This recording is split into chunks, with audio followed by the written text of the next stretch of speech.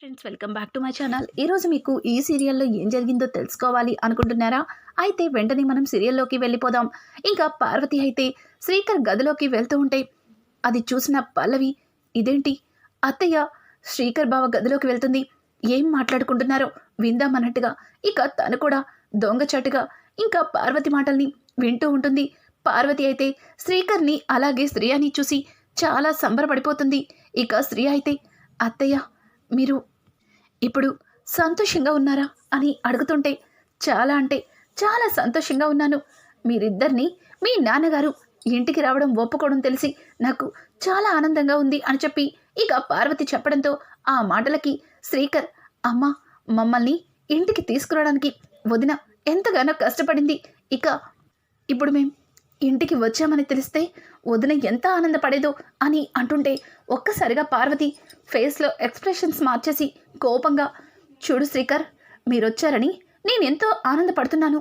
ఇట్లాంటప్పుడు ఆ అవని గురించి గుర్తు చేసి నా మూడంతా పాడు చేయొద్దు అని అంటూ ఇక శ్రియతో మాట్లాడుతూ ఉంటుంది. అనుకోకుండా శ్రియ గుమ్మం బయటకి చూసేసరికి అక్కడ పల్లవి కనిపిస్తుంది. పల్లవిని చూసిన శ్రియ, అత్తయ్య మీరు ఈయనతో మాట్లాడండి, ఇప్పుడే వస్తాను అని చెప్పి ఇక శ్రియ అయితే బయటికి వస్తూ ఉంటే ఇంకా పల్లవి అక్కడి నుంచి వెళ్ళిపోతూ ఉంటుంది.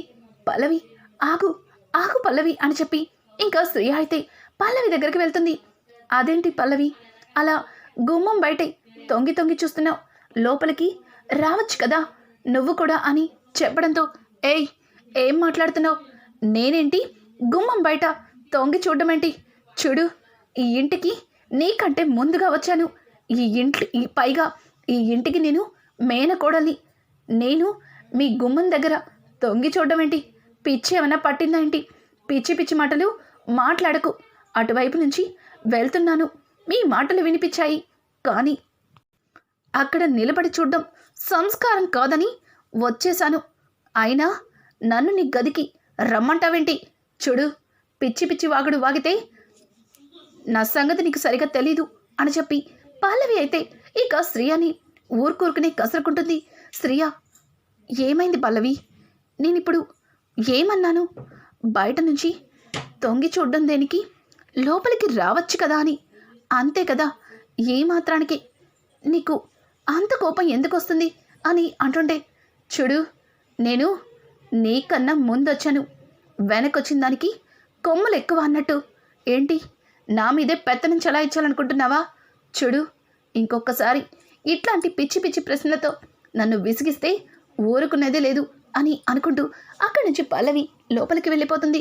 ఇక శ్రియ అయితే, నేనేమన్నాను, పల్లవి ఎందుకు అంత సీరియస్ అవుతుంది అని చెప్పి తానైతే లోపలికి వెళ్తుంది.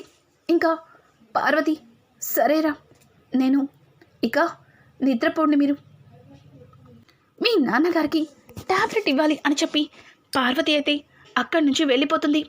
ఇక శ్రీకర్ అయితే, శ్రియా ఏంటి అలా ఉన్నావు, ఏమైంది అని అడగడంతో దానికి శ్రియ, శ్రీ అత్తయ్య మనతో మాట్లాడేటప్పుడు పల్లవి గుమ్మం దగ్గర నుంచి తొంగి తొంగి చూసింది. అది గమనించిన నేను తనని బయట నుంచి ఎందుకు లోపలికి రావచ్చు కదా అన్నాను. ఆ మాత్రానికే ఇష్టం వచ్చినట్టు మాట్లాడింది. పైగా నీకంటే ముందొచ్చానను, ఈ ఇంటికి మేనకోడలని ఏదేదో అంటుంది. అసలు తన ప్రవర్తన నాకెందుకో చాలా విచిత్రంగా అనిపిస్తుంది అని అంటూ ఉంటే ఆ మాటలకి శ్రీకర్, చూడు శ్రేయ, నీకు ఆ పల్లవి గురించి ఇప్పుడిప్పుడే తెలుస్తుంది. తను చాలా డేంజర్. తను చేసిన పనుల వల్లే ఈరోజు వదిన ఇంటి నుంచి బయటకు వెళ్ళిపోయింది. చూడు తను నీ విషయంలో కూడా ఏదో ఒక నిందని వేయచ్చు. నువ్వు కాస్త పల్లవి దగ్గర జాగ్రత్తగా ఉండు అని ఇక శ్రీకర్ శ్రియతో చెప్తాడు. ఇక్కడ చూస్తే పల్లవి తన గదిలో ఉండి, ఏంటి ఆ శ్రియ నన్నే నిలదీస్తుందా? దాని గుమ్మం దగ్గర నుంచి నేను దాని గదిలోకి తొంగి చూస్తున్నాను అంటుందా? దాన్ని అవనిని ఎలా అయితే ఇంటి నుంచి బయటకు గెంటేశానో దీన్ని కూడా అలాగే అత్తయ్య నుంచి దూరం చేయాలి. ఆవిడ చేతులతోనే దీన్ని ఇంటి నుంచి బయటికి తోసేయాలి అని చెప్పి ఇక పల్లవి ఆలోచిస్తుండగా కమల్ చాలా బాధగా పల్లవి ఉన్న గదిలోకి వచ్చి బెడ్ మీద కూర్చుని ఉంటాడు. ఇక పల్లవి అయితే కమల్ని గమనించి వీడేంటి వదిన కనిపించకపోవడంతో చాలా బాధపడుతున్నట్టున్నాడు, వీణ్ణి ఎలా అయినా సరే మన దారిలోకి తెచ్చుకోవాలి అని అనుకుంటూ కమల్ బాబా ఏమైంది, ఎందుకలా ఉన్నావు అని అడగడంతో ఏం లేదు పల్లవి, పాపం ఆరాధ్య వదిన వెళ్ళిన దగ్గర నుంచి అమ్మ కావాలి అని బోరున ఏడుస్తుంది. ఎక్కడ వదిన కోసం తను బెంగ పెట్టుకుంటుందేమో అని భయంగా ఉంది పల్లవి అని చెప్పడంతో ఒక్కసారిగా పల్లవికి ఆలోచన వస్తుంది. నిజమే, ఆరాధ్యకి ఏమాత్రం జ్వరం వచ్చినా ఖచ్చితంగా తను బెంగ పెట్టుకోవడం వల్లే తనకి జ్వరం వచ్చిందని ఇంట్లో అందరూ నమ్ముతారు. తరువాత ఆరాధ్య కోసం అవనిని మళ్ళీ ఇంటికి తీసుకొస్తారు. ఏదో ఒకటి చేసి ఆరాధ్య మనసు మార్చాలి అని చెప్పి పల్లవి ఆలోచనలో పడుతుంది. పల్లవి ఏమైంది, నేను ఇక్కడ మాట్లాడుతుంటే నువ్వు ఏం మాట్లాడట్లేదేంటి అని అంటుంటే అది కాదు బావా, నువ్వు చెప్తుంటే నాకు కూడా అనిపిస్తుంది. ఆరాధ్యని చూస్తుంటే నాకు చాలా బాధగా అనిపిస్తుంది.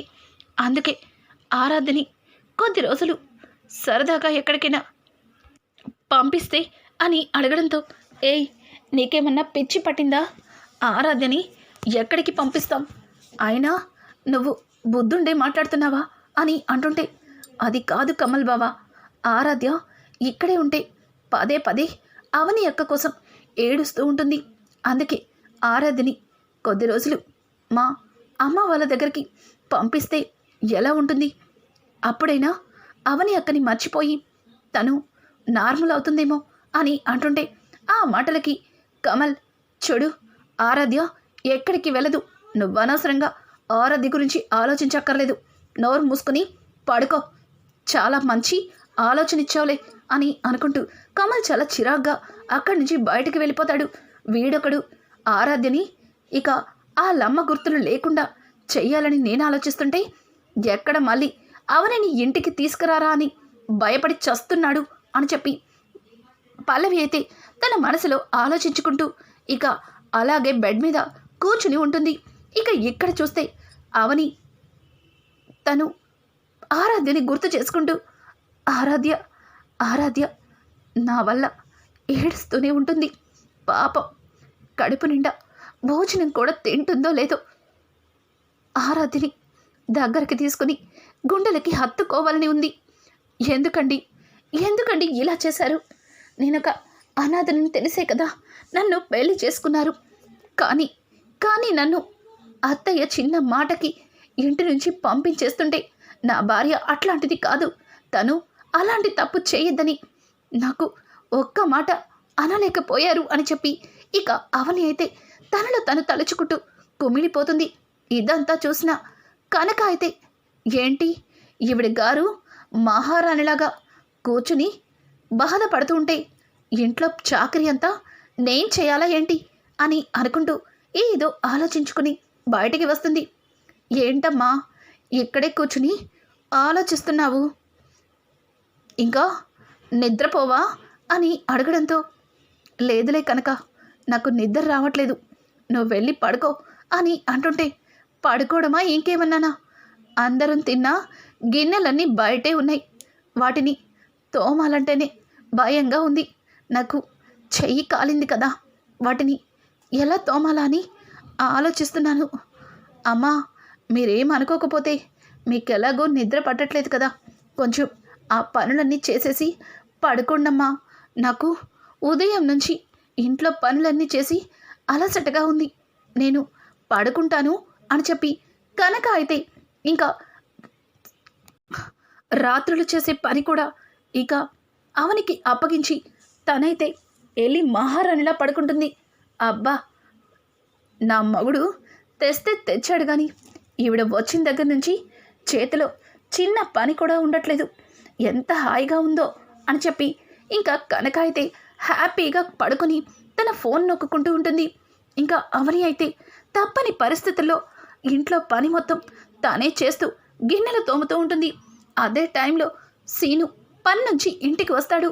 అవనిని అలా చూసి కనక కనక అని గట్టిగా అరవడంతో ఇంకా కనక అయితే ఏమయ్యా ఏమైంది, ఎందుకట్లా చెవు కోసిన మేకలాగా అరుస్తున్నావు అని అంటుంటే, నీకు బుద్ధుందా, అమ్మగారితో అంట్లు తోమిస్తావా, అసలు అసలు నువ్వు ఏమనుకుంటున్నావే అమ్మగారి గురించి అని అంటుంటే, ఏమనుకుంటాను, తేరగా తిని ఖాళీగా కూర్చుంటుంది, ఏదో చెయ్యి కాలింది కదా అని ఆ గిన్నెలు ఆవిడే తోముతానంది, నేనేం తోమ్మని అడగలేదు, నువ్వు ఆమెనే అడుగు అని అంటుంటే, చూడు ఇంకొకసారి అమ్మగారు ఇట్లాంటి పనులు చేస్తూ కనిపిస్తే చంపేస్తాను, నీకు బుద్ధుందా, అమ్మగారితో ఇంటి పని చేయిస్తావా అని చెప్పి ఇంకా సీను అయితే అవని దగ్గరకెళ్ళి, లెగండమ్మా లెగండి, మీరేంటి మా ఇంట్లో పనులు చేయడం ఏంటి, వద్దమ్మా వద్దు అని చెప్పి అవనిని అక్కడి నుంచి సీను అయితే పైకి లేపేస్తాడు. ఇక కనక అయితే మూతి విరుచుకుంటూ, వీడికేంటంట తేరగా తినటానికి ఇక్కడేమన్నా కట్టలు కట్టలు మూలుగుతున్నాయి అనుకుంటున్నాడా, దాన్ని తీసుకొచ్చి మేపుతున్నాడు, అది ఏ పని చెయ్యకూడదంట అని చెప్పి ఇక కనక మూతి విరుచుకుంటూ ఆ గిన్నెల వైపు చూసి, చిచ్చి ఏ వీటినిప్పుడు నేను తోమాలా, ఏం అవసరం లేదు, ఉదయం లేచాక వాడెలాగో పనికి పోతాడు, అప్పుడు అదే తోముతుందిలే అని అనుకుంటూ కనక అయితే లోపలికి వెళ్ళిపోతుంది. ఇక ఉదయాన్నే ఆరాధ్య కళ్ళు తెరిచి చూసేసరికి తను బెడ్ పైన పడుకొని ఉంటుంది.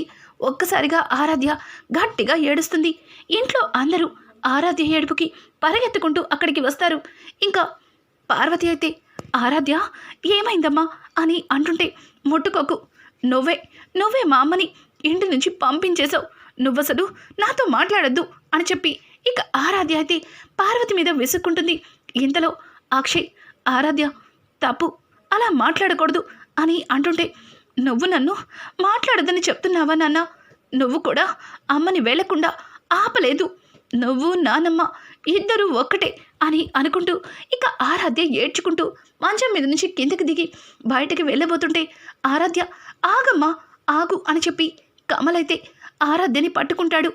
ఆరాధ్య, నాకు అమ్మ కావాలి, అమ్మని చూడాలనిపిస్తుంది, అమ్మ లేకుండా ఇప్పటికే 2 రోజులైంది, 2 రోజుల నుంచి అమ్మని నేను చూడలేదు, ప్రతిరోజు అమ్మ వస్తుంది, అమ్మ మాట్లాడుతుంది అన్నీ చెప్పి నన్ను మభ్య పెడుతున్నారు, ఈరోజు నేను అమ్మని చూడలే, నేను స్కూల్కి కూడా వెళ్ళను, టిఫిన్ కూడా తినను అని చెప్పి ఆరాధ్య మారం చేస్తుంటే, ఇక కమల్, బంగారం నువ్వు ఇట్లా మారం చేయకూడదు, నువ్వు ఇలా మారం చేస్తే అమ్మ అసలు రానే రాదు, చూడు నువ్వు చేసే ప్రతి పని అమ్మకి తెలుస్తుంది, ఆరాధ్య నేను లేకపోయినా బుద్ధిగా టిఫిన్ తింటుంది, అలాగే స్కూల్కి వెళ్తుంది, చదువుకుంటుందని అమ్మ ఎంత మురిసిపోతుందో తెలుసా అని చెప్పి ఇక కమల్ చెప్పిన మాటలకి, అవునా బాబాయ్, అమ్మకి ఇక్కడ నేనేం చేసినా తెలిసిపోతుందా అని అంటుంటే, అవునమ్మా, అమ్మకి నువ్వు ఇక్కడ ఏం చేసినా సరే తెలిసిపోతుంది అని చెప్పి కమల్ తనలో తను బాధపడతాడు. అయితే పిన్ని, ఈరోజు నువ్వే నన్ను రెడీ చెయ్యి, అలాగే శ్రీకర్ని చూస్తూ, బాబాయ్ ఈరోజు నువ్వే నన్ను స్కూల్లో డ్రాప్ చేయాలి అని చెప్పడంతో ఇంకా శ్రీ అయితే ఆరాధ్యని దగ్గరికి తీసుకొని, అవునా నిజంగానా, ఇదిగో మా ఆరాధ్యని అందంగా బొమ్మలాగా రెడీ చేస్తాను, మా ఆరాధ్య ఎంతైనా బార్బీగాల్లా ఉంటుంది అని చెప్పి ఇక శ్రీ అయితే ఆరాధ్యని దగ్గరికి తీసుకుని తనని చక్కగా స్కూల్కి రెడీ చేస్తుంది. ఇక శ్రీకర్ అయితే ఆరాధ్యని తీసుకుని స్కూల్కి వెళ్తుంటాడు. ఇదంతా చూసిన పార్వతి అయితే ఇక రాజేంద్ర ప్రసాద్తో, ఏవండి చూసారా, ఆరాధ్య శ్రియకి అలాగే శ్రీకర్కి ఎంత దగ్గరైందో, శ్రీకర్ రావడం మంచిదైంది, ఆరాధ్య మనసు నుంచి అవనిని దూరం చేసి తను ఎప్పట్లాగే సంతోషంగా ఉండేలా చేస్తారు అన్నట్టుగా ఇక పార్వతి మాట్లాడుతుంటే, ఆ మాటలన్నీ విన్న అవని, ఇదేంటి అసలు అత్తయ్య ఈ శ్రియని ఇంతలాగా నమ్ముతుంది? అవని ఇంటి నుంచి వెళ్ళిపోయింది అంటే అవని మీద ఉన్న అభిమానం, ప్రేమ నా మీద కదా చూపించాలి. కానీ ఈ శ్రియ ఏంటి నాకు పోటీ వస్తుంది? లేదు, వీల్లేదు, ఏదో ఒకటి చెయ్యాలి అని చెప్పి ఇక పల్లవి అయితే ఆలోచిస్తూ ఉంటుంది. ఇంతలో శ్రీకర్ అయితే, పల్లవి, నిన్న అన్నయ్య నాకు ఒక ఫైల్ ఇచ్చారు, దాన్ని టేబుల్ మీద పెట్టాను, ఎక్కడ పెట్టావు అని అంటుంటే, ఆ ఫైల్ని తీసి కబోర్డ్లో పెట్టాను అని చెప్పి పల్లవి అయితే ఇక కిచెన్లోకి వెళ్తుంటుంది. ఇంకా కమల్ ఆ ఫైల్ కోసం కబోర్డ్ దగ్గరికి వెళ్ళబోతుంటే అనుకోకుండా పల్లవి పరిగెత్తుకుంటూ వచ్చి, కమల్ బావా, ఆ ఫైల్ నేనే తీసిస్తాను, అది ఎక్కడ పెట్టానో నాకు కూడా సరిగా గుర్తులేదు అని అంటుంటే, చెప్పావుగా కబోర్డ్లో పెట్టానని, పర్వాలేదులే నేను తీసుకుంటాను, అడ్డు తప్పుకో అని చెప్పి కమల్ అయితే కబోర్డ్ని ఓపెన్ చేస్తుంటే, పల్లవి, ఏంటి బావా, నేను ఇస్తా అని చెప్పాను కదా అని చెప్పి తనే కబోర్డ్ దగ్గరికి వెళ్ళి నిదానంగా కబోర్డ్ ఓపెన్ చేసి ఇంకా కమల్కి ఫైల్ అయితే ఇస్తుంది. కమల్ ఫైల్ తీసుకుని, ఏంటి అందులో ఏదో నిధి నిక్షేపాలు దాచిపెట్టినట్టు అంతలా భయపడుతున్నావు, అందులో ఏముందేంటి అని చెప్పి కమల్ అయితే ఇంకా పల్లవిని అడుగుతుంటాడు. పల్లవి, అవును, నిధి నిక్షేపాలే దాచిపెట్టాను, ఆయన నా చీరలు, నా నగలు అన్నీ కూడా ఇందులోనే ఉన్నాయి. నువ్వు ఆ ఫైల్ కోసం తీసి ఇవన్నీ కింద పడేస్తే తర్వాత సర్దుకోవడం నా వల్ల కాదు అని చెప్పి ఇక పల్లవి అయితే కమల్ నుంచి తప్పించుకోవడానికి ఏదో ఒకటి చెప్పేస్తుంది. ఇంకా ఇదంతా కూడా దొంగచాటుగా శ్రియ అయితే వింటుంది. శ్రియ, పల్లవి ఎందుకు కమల్ కబోర్డ్ ఓపెన్ చేస్తానంటే అంతలా భయపడుతుంది? నాకు తెలిసి పల్లవి ఆ కబోర్డ్లో ఏదో దాచిపెట్టి ఉండొచ్చు అని చెప్పి శ్రియ అయితే ఆలోచిస్తూ ఉంటుంది. ఇంకా ఇంతలో శ్రీకర్ ఇంటికి వచ్చి, శ్రియ, వేడివేడిగా కాఫీ తీసుకురా, బాగా హెడేక్గా ఉంది అని అంటుంటే, శ్రీ, నీతో కాస్త మాట్లాడాలి అని చెప్పి ఇక శ్రియ అయితే శ్రీకర్ని పక్కకి తీసుకెళ్ళి జరిగిందంతా కూడా శ్రీకర్కి చెప్తుంది. ఒక్కసారిగా శ్రీకర్, ఏంటి పల్లవి ఆ కబోర్డ్ విషయంలో అంతలాగా టెన్షన్ పడిందా? అంటే పల్లవి ఖచ్చితంగా ఆ కబోర్డ్లో ఏదో దాచిపెట్టి ఉంటుంది, అది మనకి ఉపయోగపడచ్చు, అవని వద్దని ఇంటికి తీసుకురావడానికి మనకి ఒక అవకాశంగా ఉండొచ్చు అని చెప్పి ఇక శ్రీకర్ అలాగే శ్రియ ఇద్దరు కూడా పల్లవికి తెలియకుండా దొంగచాటుగా తన గదిలో ఆ కబోర్డ్ ఓపెన్ చేయడానికి ప్రయత్నిస్తారు. కానీ ఎంత ట్రై చేసినా వాళ్ళు ఆ గదిలోకి వెళ్ళడానికి ఎవరో ఒకరు వస్తూనే ఉంటారు. ఇక ఇక్కడ చూస్తే అవని అయితే ఉదయాన్నే ఇంట్లో పనంతా చేసి అలసిపోయి ఒక దగ్గర కూర్చుని ఉంటుంది. ఇంకా కనక అయితే అవనికి కూరగాయలు సంచినిచ్చి, ఇదిగో వెళ్ళి వీధి చివర కూరగాయలు తీసుకురా, త్వరగా వెళ్ళి తీసుకురా. ఇంకా అవనిని మార్కెట్కి వెళ్ళమంటే అవని, ఏంటి మార్కెట్గా, నేనా అన్నట్టుగా ఇక కనక వైపు చూస్తుంది. కనక, నీకు వెళ్ళడానికి అభ్యంతరంగా అనిపిస్తే పర్వాలేదమ్మా, నేనే తెచ్చుకుంటాను అని చెప్పి ఆ బ్యాగ్ని తీసుకోబోతుంటే, పర్వాలేదులే కనక, తెచ్చి పెడతాను అని చెప్పి తనే కూరగాయల మార్కెట్కి బయలుదేరుతుంది. ఇక కాయగూరలన్నీ కొనుక్కొని ఇంటికి వస్తుండగా అనుకోకుండా ఆఫీస్కి వెళ్తున్న అక్షయ్ అలాగే కమల్ ఇద్దరు కూడా అవనిని చూస్తారు. అవనిని చూసిన కమల్, అక్షయ్ ఇద్దరు పరిగెత్తుకుంటూ, వదినా, నువ్వేనా నిజంగా నువ్వేనా అని చెప్పి కమల్ చాలా ఎమోషనల్ అవుతాడు. కమల్ని ఓదార్చి ఇక అవని అయితే అక్షయ్ దగ్గరికి వెళ్తుంది. అక్షయ్ని, నిజంగానే నేను తప్పు చేశానని నమ్ముతున్నారా, నిజం చెప్పండి అని చెప్పి నిలదీయడంతో అక్షయ్ ఒక్క మాట కూడా మాట్లాడకుండా మౌనంగా ఉండిపోతాడు. చూడు, నువ్వు తప్పు చేశావని నేను నమ్ముతున్నానని కాదు, అలా అని అమ్మ కూడా అబద్ధం చెప్పదు కదా. ఈ విషయంలో అమ్మ పొరపాటు పడుతుందో లేక నువ్వే తప్పు చేశావో అర్థం కావట్లేదు. నీ వల్ల నేను, నా కూతురు మధ్యలో ఎంతలాగా సతమతమవుతున్నామో నీకేం తెలుసు అని చెప్పి ఇక అక్షయ్ అయితే అవనిని నిందిస్తూ అక్కడి నుంచి వెళ్ళిపోతుంటాడు. ఏవండి, ఆగండి, ఒక్కసారి నేను చెప్పేది వినండి అని అంటుంటే అక్షయ్ వినిపించుకోకుండా అక్కడి నుంచి వెళ్ళిపోతుంటే కమల్, అన్నయ్య, పాపం అన్నయ్య, వదిన వదిన వదిన ఏ తప్పు చెయ్యలేదన్నయ్య, వదిన ఏ తప్పు చేయలేదని నీకు కూడా తెలుసు, కానీ కావాలని నువ్వు వదిన్ని దూరం పెడుతున్నావు అని అంటుంటే అక్షయ్, చూడు కమల్, తను ఏ తప్పు చేయలేదని రుజువు చేసుకోవచ్చు కదా అన్నట్టుగా మాట్లాడి ఇక ఆఫీస్లోకి వెళ్ళిపోతాడు. కమల్ అయితే, వదిన ఏ తప్పు చేయలేదని నేనే రుజువు చేస్తాను, అందరి ముందు అన్ని నిజాలు బయట పెడతాను. అసలు అమ్మని మెట్ల మీద నుంచి ఎవరు తోసుంటారు? ఇంట్లో వదిన అలాగే పల్లవి తప్ప మరెవ్వరూ లేరు. అమ్మని మెట్ల మీద నుంచి తోసే అవసరం ఎవరికి ఉంది అని చెప్పి కమల్ ఆలోచిస్తూ ఉంటాడు.